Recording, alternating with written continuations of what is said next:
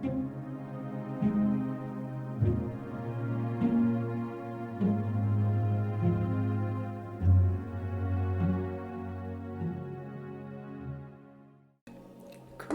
les tarophiles.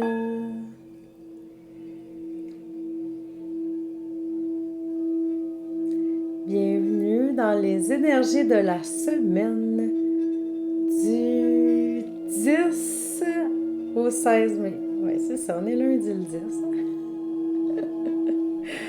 Connaissez ma légendaire capacité à retenir les dates? C'est incroyable. Qu'est-ce que tu fais là, c'est avec la tête en dessous de la table? Tu veux pas voir les gens? J'espère que vous allez toutes et tous très, très, très bien. Là, vous voyez, je suis pas centrée dans l'image, mais c'est parce que Lost, il était là. Puis moi, je suis du genre que je veux pas déranger mon chat. Des fois, je sais pas si vous autres vous êtes comme ça, là, mais ça m'arrive des fois, là, j'écoute la télé, là, il s'installe sur moi, puis là, ben, j'ai quelque chose à aller faire, puis je suis comme, ben non, je peux pas.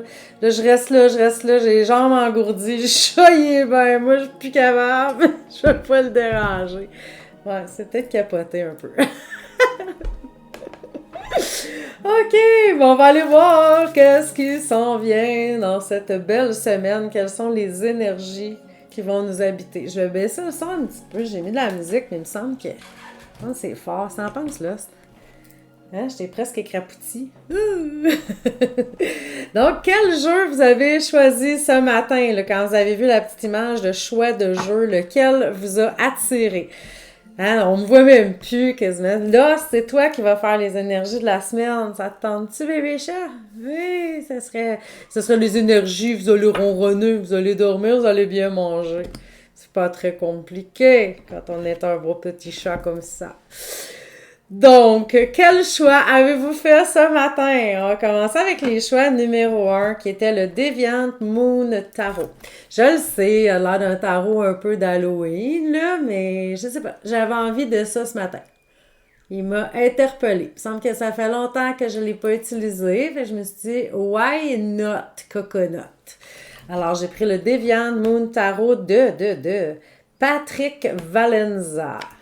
Donc, un petit jeu un petit peu, je sais pas là, comment le dire. J'allais dire glauque, mais non, il est pas glauque. Il est un peu Halloweenesque. Moi, je fais ça en plein printemps. Je m'excuse pour le bruit, là. Je tassais mon bol tibétain qui était dans mes jambes. Wow! Donc, quelles seront les énergies de la semaine? Hey, c'est donc bien décousu. Moi, je commence la semaine de même. Wow! OK, on respire par le nez, Annie. On va l'avoir. OK. Donc, qu'est-ce qui s'en vient pour vous, les choix numéro 1 avec le Deviant Moon Tarot? Quelles sont les énergies qui vous habitent? Sont minces, les cartes de ce jeu-là. Je vous le dis, là, ils glissent. Beaucoup, beaucoup, beaucoup. Alors, oh, OK, my God, je pense que vous la commencez un peu comme moi, votre semaine. On commence avec beaucoup d'émotivité. Avec le soleil inversé, là, on est émotif, on est hyper sensible, il y a quelque chose qui nous touche, ça fait... Ou des fois, c'est comme même overreact un peu, là, tu sais, c'est comme on se sent pas super, puis là, c'est un petit moton, là, tu sais, c'est peut-être pas génial. On respire, ça va passer. Ensuite, on arrive vers le milieu de la semaine avec la carte du pendu. Ouais, je l'avais pas dit, c'était le soleil inversé, la première carte que vous avez eue. Et puis, on poursuit avec le pendu à l'endroit cette fois-ci, sauf qu'il a l'air à l'envers, mais c'est parce qu'il est pendu par le pied, comme vous pouvez voir. La carte du pendu, c'est que on se retrouve quand même plus calme vers le milieu de la semaine. Tu sais, vous étiez hyper émotif au début de la semaine, mais là, on retrouve quand même un certain calme. On peut prendre, ça se peut qu'on prenne des engagements avec quelqu'un. Je m'excuse, ma fenêtre est ouverte, il y a du bruit à l'extérieur. Donc, ça se peut qu'on prenne certains engagements avec quelqu'un. On sent une stabilité. Donc, le milieu de la semaine est peut-être moins émotifs qu'on était au début. Et vers la fin de la semaine, on a les amoureux, mais inversés encore. C'est quand même spécial, hein, cette carte des amoureux. Donc, les amoureux, mais inversés. Qu'est-ce que ça veut dire quand on a la carte des amoureux inversés? Ben, c'est peut-être que il y a peut-être une petite... comment je pourrais dire? Peut-être pas de la chicane, mais on a peut-être pas le même point de vue que quelqu'un. Ça dégénère un petit peu. On sent qu'on n'est pas sur la même longueur d'onde. Il y a moins de plaisir, il y a moins de joie. On a moins de fun dans qu'est-ce qu'on fait aussi. Donc, l'amoureux inversé, ben c'est ça. C'est peut-être, on termine la semaine avec un petit peu moins de plaisir, moins d'amusement aussi. C'est sûr qu'en cette période de l'année, nos petits bonheurs sont un petit peu moins présents que c'était avant. Donc, c'est peut-être juste ça aussi que ça veut représenter. Je m'excuse pour le bruit. Je sais pas si vous l'entendez, mais bon, j'ai un voisin qui est full énergique un matin, ça a l'air. Je sais pas sur quoi il cogne. Mais on va rester stable, on va rester calme. Vous voyez, j'ai ma belle tasse rouge. Pourquoi? Parce que je travaille beaucoup mon enracinement et mon ancrage ces temps-ci, donc il n'y a rien pour me déstabiliser. Ça ne me dérange pas, monsieur le voisin, que vous tapochez sur quelque chose. Je vais prendre une gorgée, ça va passer. C'est la vie, hein? C'est les imprévus. On peut pas tout contrôler. Non, non, non. Donc, on doit être un petit peu dans le lâcher-prise. Et le choix numéro 2, je l'aime beaucoup, ce tarot-là. Puis, je le sors pas souvent. Puis là, je me suis même dit, mais pourquoi? Pourquoi que... Regarde, je le sais pas. Je le sais pas. Peut-être parce que j'en ai trop, justement. Je peux pas me concentrer sur toi en même temps. Mais ce jeu-là, j'ai eu vraiment un petit coup de cœur là, quand je l'avais vu. Donc, c'est le tarot La Magie Verte de Anne Moura. Les illustrations sont vraiment géniales. Si vous avez un petit côté sorcière comme moi j'ai, ben c'est sûr que ce jeu-là, là, il peut gagner votre cœur assez facilement, je dirais. Vous voyez même l'endos des cartes avec le magnifique pentacle. C'est vraiment... c'est un beau jeu avec la tranche des cartes qui est dorée. Donc, le choix numéro 2, ça va être quoi votre énergie cette semaine? À quoi on peut s'attendre? Comment ça va se dérouler? Est-ce que vous allez devoir vous ancrer solidement parce que votre voisin fait beaucoup de bruit? Je sais pas. OK, les choix numéro 2. Qu'est-ce qui se passe cette semaine pour vous?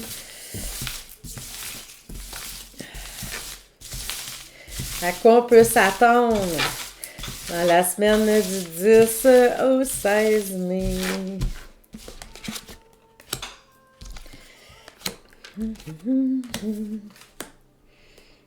J'ai même pas pris les bonnes cartes.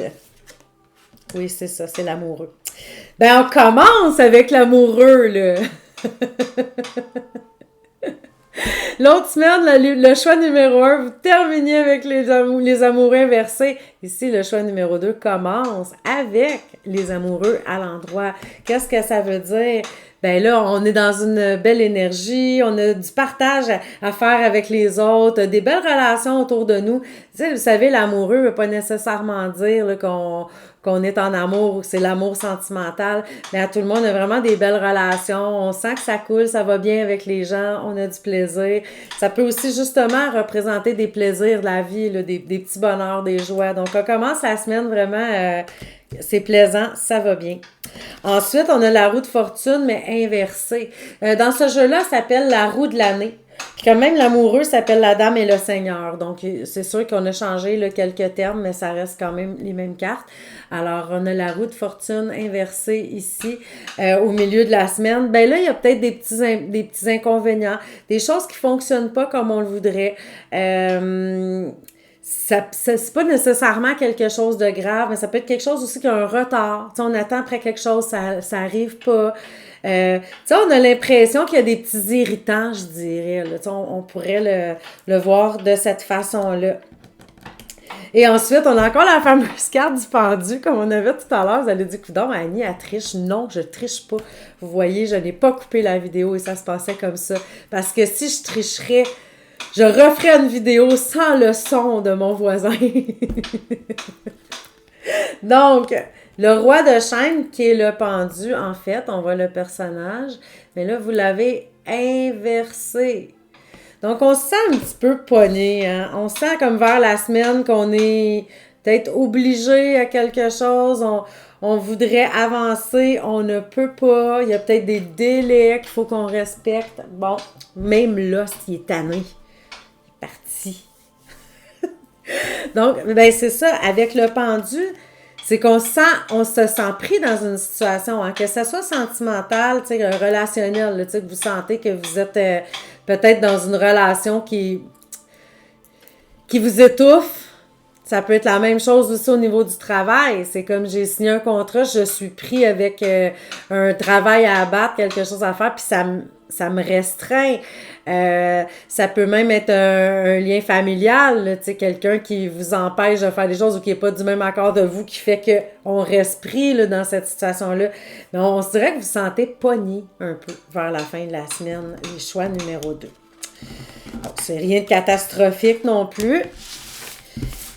Mais c'est peut-être un peu déplaisant comme sentiment. OK, on va aller avec le choix numéro 3, qui est vraiment original. Ces cartes-là, je ne sais pas si vous vous rappelez quand je vous les avais présentées la première fois, le Quantum Tarot. Lui, là, il est... comment je pourrais dire? Moi, c'est le tarot que je peux dire qui se démarque et sort de l'ordinaire comparé à tous ceux que j'ai. Vraiment, là, je vous le dis. Par son originalité, toutes les cartes ont c'est comme soulevé un peu, je sais pas si comme vous pouvez le voir là, avec la vidéo, là, mais donc les cartes ont toujours des éléments qui sont soulevés, là, qu'on peut sentir. Ici, vous voyez, c'est les petites boules. Donc, c'est ça, toutes les cartes sont comme ça.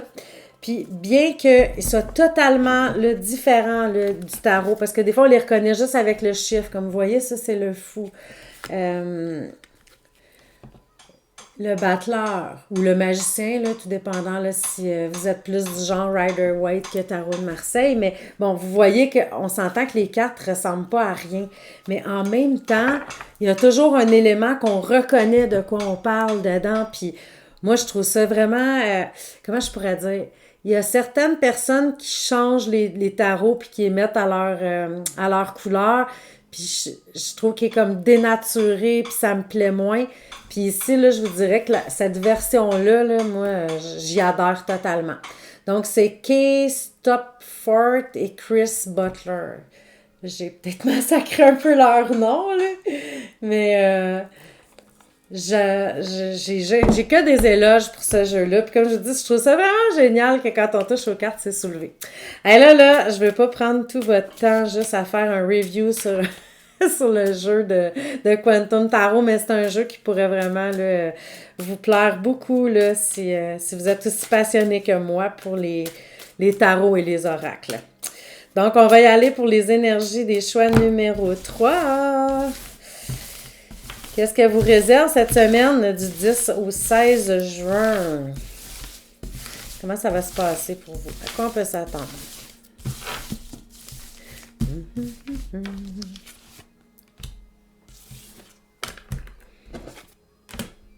Vous voyez en même l'endroit des cartes. Ils sont jolis. Bon.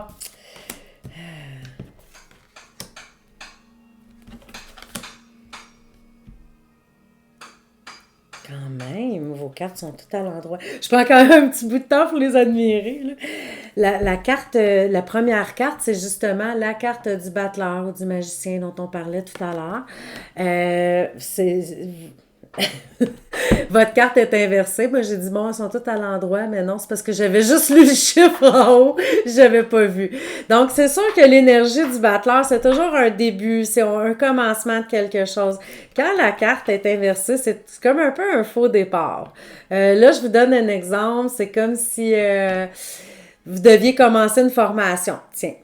Puis que là, vous apercevez à la dernière minute qu'il vous manque des cahiers, il vous manque des choses qui étaient obligatoires pour la formation. C'est comme, oh, OK, je peux y participer, mais j'ai pas tout ce qu'il faut. C'est un peu ça, un battleur inversé. C'est comme, on débute, on commence quelque chose, mais on n'a peut-être pas tout ce qu'il faut. C'est peut-être arrivé trop vite, ou on se sent peut-être un peu imposteur. Donc, on commence peut-être de façon un peu déplaisante, je dirais. Donc, c'est pas génial pour ça. Ici, on a la carte, après, au milieu de la semaine, on a la papesse qui, elle, est à l'endroit. Donc, c'est la carte numéro 2.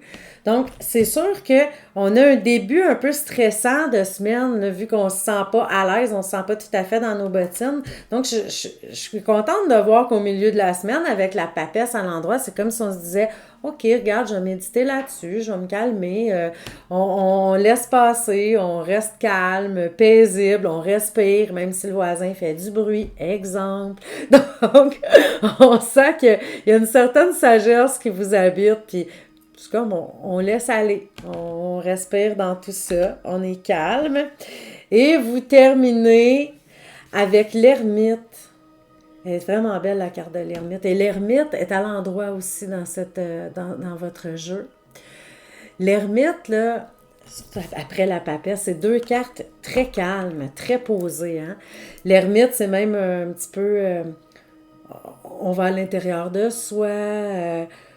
On prend du temps pour soi, on est calme, on est posé. Donc, c'est totalement le contraire de votre début de semaine qui était peut-être un peu wow, ça me prend par surprise, ça me bouscule. Puis après ça, on dirait que vous prenez ça vraiment avec calme et brio.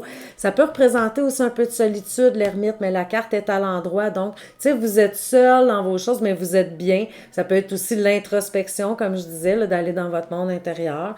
Alors, tout va bien pour vous, là. Peut-être un petit début de semaine un petit peu chaotique, mais après ça, là, ça se replace tellement. Puis même, je dis début chaotique, on s'entend là, que s'il y a une carte du tarot qui est pas si énervante que ça à avoir inversée sur le battleur.